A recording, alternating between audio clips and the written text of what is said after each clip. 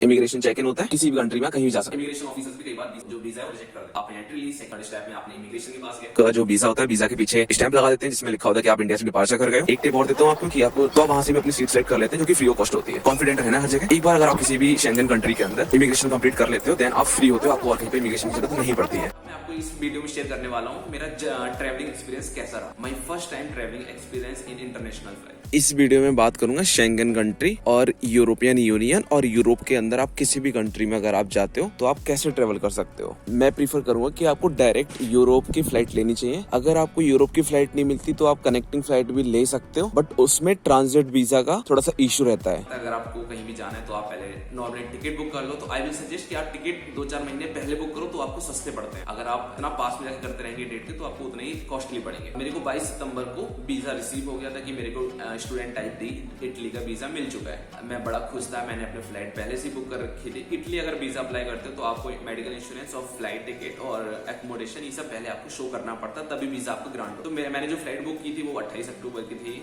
Morning में 1 बजे Delhi airport से। वीजा आ गया तो घर में खुशी का माहौल था। हमने सारी पैकिंग करी, मेरी कुछ पैकिंग बची थी तो मैंने एयरपोर्ट आके की थी रास्ते में, और मैंने दिल्ली पहुंच के की थी क्योंकि मेरे को एक बैग खरीदना था तो मैंने रास्ते में बैग खरीदा। जो भी आप एयरलाइन बुक करेंगे एक बार अपने एयरलाइंस की कंडीशंस देखिएगा, आपको ट्रांजिट वीजा की जरूरत ना पड़े। तो आई प्रीफर यू कि आप जो भी अपनी फ्लाइट लेके आओ वो डायरेक्ट यूरोप की होनी। मैं आपको थोड़ा सा इसका एक्सप्लेन कर देता हूँ ट्रांजिट वीजा क्या होता है। हम एग्जाम्पल अब ले लेते हैं, अगर आपको जर्मनी जाना है, आपकी फ्लाइट किसी और कंट्री में अपार्ट फ्रॉम यूरोपियन यूनियन आपको कहीं से चेंज करना है तो आपको वहाँ ट्रांजिट वीजा की जरूरत पड़ती है। तो आई प्रीफर यू कि आप जो भी अपनी फ्लाइट लेके आओ वो डायरेक्ट यूरोप की होनी चाहिए। यूरोपियन यूनियन की 27 कंट्रीज है, वहाँ कहीं भी उतरोगे वहाँ आपको ट्रांजिट वीजा की जरूरत नहीं पड़ती है। एक जगह आपका इमिग्रेशन चेक इन होता है, उसके बाद में आप किसी भी कंट्री में कहीं भी जा सकते हो। आप बात कर लेते हैं कि अगर आप न्यू दिल्ली से उड़ते हो, आपके पास टिकट होंगे, आपके पास एक अपनी होम कंट्री की आइडेंटिटी होनी चाहिए। अगर आप इंडिया से तो आपके पास आधार कार्ड होगा जो कि आप एयरपोर्ट पे दिखा के आपकी एंट्री होगी। अब बताता हूँ, आपकी फैमिली केवल आपको एंट्री फर्स्ट एंट्रेंस तक ही मिल सकती है। तो आपको टर्मिनल 2 या टर्मिनल 3 पे जाना पड़ेगा जहाँ से इंटरनेशनल फ्लाइट के चेक इन होते हैं, और आप अंदर जाने के लिए किसी गेट से जा सकते हैं। गेट नंबर 6 से गया था, वहाँ मेरा एक होम आइडेंटिटी जो कि आधार कार्ड देख के मेरे को एंट्री दे दी गई। तो जैसे ही आप एयरपोर्ट के गेट से एंट्री लोगे अपनी आइडेंटिटी दिखा के, देन आपको वहाँ स्क्रीन दिख जाएंगे। स्क्रीन पे आपको देखना है कि आपकी एयरलाइन का काउंटर कहाँ पर है, आपकी एयरलाइंस वाले लोग कहाँ बैठे हैं। आप वहाँ जाएंगे, अपनी टिकट दिखाएंगे। वो काउंटर पे आपका लगेज चेक होता है, आपके टिकट चेक होते हैं, आपका पासपोर्ट चेक होता है, और आजकल एयरपोर्ट वालों को, फ्लाइट वालों को भी पावर दे रखी है, वो भी आपसे क्वेश्चन कर लेते हैं। कि जो केबिन बैग होगा वो आपके साथ ही रहेगा, वो आप अपने साथ ले जा सकते हो। देन केबिन बैग के साथ में अगर आपके पास लैपटॉप बैग है तो वो भी ले जा सकते हो। तो इसके लिए आप अपनी जो भी आप एयरलाइंस बुक करते हो उसकी आप पहले पॉलिसीज देख लेंगे। इतना प्रोसेस आप कर दोगे फ्लाइट के साथ में, देन वो आपको वहाँ से बोर्डिंग पास निकाल के आपको दे देंगे। बोर्डिंग पास लेके और आपके पास केबिन बैग होगा, आप लेके फिर आगे जाओगे नेक्स्ट लाइन में आपको इमिग्रेशन। देन पहले स्टेप में आपने एंट्री ले ली, सेकंड स्टेप में आपने एयरलाइन के काउंटर पे पहुंचे। काउंटर पे आपको बोर्डिंग पास मिल जाएंगे, और काउंटर पे ये भी होता है अगर आपके लगेज में डिफाइंड उनका लगेज वेट है उससे ज्यादा है तो उसका एक्स्ट्रा प्राइस भी, पैसे भी देने पड़ेंगे आपको। देन अब थर्ड स्टेप में क्या होगा कि आपका उन्हें लगेज ले लिया, आपके पास अब केबिन बैग है, आप केबिन बैग लेके जाओगे इमिग्रेशन इंटरव्यू के लिए, जो कि थर्ड स्टेप होगा। थर्ड स्टेप में आप इमिग्रेशन इंटरव्यू के लिए जाओगे। इमिग्रेशन इंटरव्यू के टाइम पे वो आपसे क्वेश्चंस पूछते हैं कि आप कहाँ जा रहे हो, क्या करने जा रहे हो। जस्ट वो चेक करते हैं कि आप जेन्युइनली जा रहे हो, कोई आपका फेक रीजन तो नहीं है। इमिग्रेशन ऑफिसर्स भी कई बार जो वीजा है वो रिजेक्ट कर देते हैं। देन आपके बोर्डिंग पास पे और आपके पासपोर्ट पे जो आपका वीजा होगा वहां लिख देंगे इंडिया से आपका डिपार्चर होगा। ये हमारा हो गया थर्ड स्टेप में। इमिग्रेशन इंटरव्यू होने के बाद में देन आपकी पूरी स्कैनिंग होगी बॉडी की। जैसे आप निकलोगे, गेट में था आपका, आपने एंट्री ली। सेकंड स्टेप में था कि आपने अपनी जो भी एयर कंपनी थी उसको जाके कांटेक्ट किया, वहां से बोर्डिंग पास लिए। जो थर्ड स्टेप था, थर्ड स्टेप में आपने इमिग्रेशन के पास गए। इमिग्रेशन इंटरव्यू के बाद में जो फोर्थ स्टेप आएगा, फोर्थ स्टेप में आपकी बॉडी की स्कैनिंग और जो भी आपका कैरियर बैगेज होता है उसका चेक इन होती है। आपको प्लास्टिक ट्रेस दी जाती है, तो ट्रे के अंदर आपको, और आप कितनी भी ले सकते हो, कोई लिमिट नहीं होती। तो आपको उसमें अपनी सारी चीजें डिस्टिंग्विश करके रखनी पड़ती हैं। अगर बैग में कोई इलेक्ट्रॉनिक्स आइटम्स है वो उससे सेपरेट करो, पैसे उससे सेपरेट करो। अगर आपने जो शूज पहने हैं, शूज में अगर आपको लगता है मेटल है तो उससे निकालना पड़ता है। आपने बेल्ट पहनी, बेल्ट में मेटल है तो उसको भी निकालना पड़ता है। उसके बाद आप आगे बढ़ जाओगे। देन आपको बॉडी स्कैनिंग होने के बाद में आपको सारा सामान वापस कर दिया जाएगा, आप अपना बैग में भर लो। बोर्डिंग पास पे ही आपका गेट नंबर भी मेंशन होता है कि कहाँ से आपकी फ्लाइट आपको मिलेगी। अब आपको देखना है कि आपका गेट कहाँ पर है। तो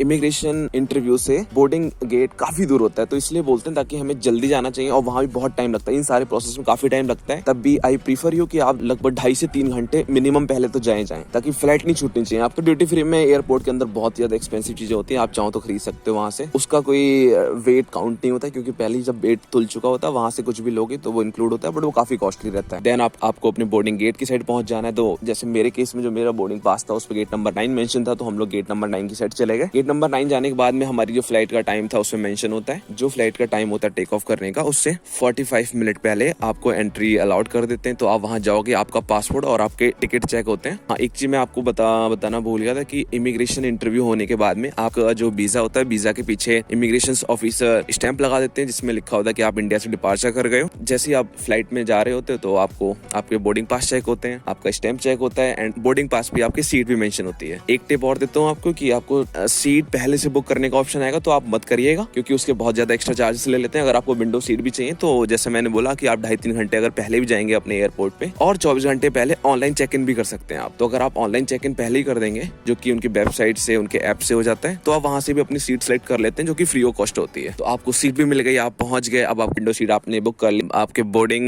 पास देखते हैं, देन आपको सीट मिल जाती है। अब आप गुड टू गो। हमारी फ्लाइट भी टेक ऑफ करने की रेडी हो गई। हमारी फ्लाइट 1 बजे निकलने के बाद देन आपको ब्रेकफास्ट आता है। अगर आपके टिकट में इंक्लूड है ब्रेकफास्ट तो आपको ब्रेकफास्ट मिलेगा, इंक्लूड है लंच तो लंच मिलेगा, डिनर मिलेगा। जितना टाइम के ऊपर होता है कितनी ड्यूरेशन की आपकी फ्लाइट है। तो मेरी 8 घंटे फ्लाइट थी, तो मेरी फ्लाइट में हमें डिनर भी था, उसमें ब्रेकफास्ट भी था, 2 चीजें थी। और यहाँ फ्लाइट्स में आपको विस्की वगैरह सब फ्री में मिलती है, तो आप जी भर के पी सकते हो। देन हम पहुंच गए म्यूनिक। आप यूरोप में आप किसी भी कंट्री का अगर आपके पास वीजा है तो आप यूरोप के 27 कंट्रीज में से कहीं भी उतरते हो और वहां पर ही इमिग्रेशन कंप्लीट हो जाता है। 11 बजे मेरी फ्लाइट म्यूनिक पहुंच गई। पहुंचने के बाद मेरा वहां इमिग्रेशन हुआ, वहां ऑफिसर चेक करता है कि आप इस कंट्री में किस लिए आए हो, वो भी 1-2 क्वेश्चन करते हैं। बस आपको टिप ये दे रहा हूँ कि आप कॉन्फिडेंट रहना है हर जगह से, जो भी क्वेश्चन पूछते हैं तो आपको कॉन्फिडेंस होकर आंसर देने, आपको सही बोलना है, सच बोलना है। देन यहाँ पर इमिग्रेशन जो ऑफिसर होता है, जैसे मैं जर्मनी में आया था तो जर्मनी में इमिग्रेशन ऑफिसर ने मेरे वीजा के भी स्टैंप लगा दी मेरे। जैसे एक बार आपके पे अराइवल की स्टैंप लग गई आपके वीजा पे। एक बार अगर आप किसी भी शेंगन कंट्री के अंदर इमिग्रेशन कंप्लीट कर लेते हो देन आप फ्री होते हो, आपको और कहीं पे इमिग्रेशन की जरूरत नहीं पड़ती है। देन अब मैं जर्मनी में एंट्री करने के बाद अब मैं फ्री हूँ, मैं किसी भी कंट्री में जा सकता हूँ, कहीं जा सकता हूँ। सेम आप भी ऐसा कर सकते हो, कोई इशू नहीं होता, कोई उस पर रोक टोक नहीं होती है। आप जस्ट लाइक नॉर्मल सिटीजन जो इनके होते हैं उनकी तरह आप ट्रेवल कर सकते हो। जैसे मैं जर्मनी 11 बजे पहुंच गया। मेरी कनेक्टिंग फ्लाइट इटली की जो थी वो थी शाम को 3 बजे। देन मेरा 3 घंटे का ले ओवर था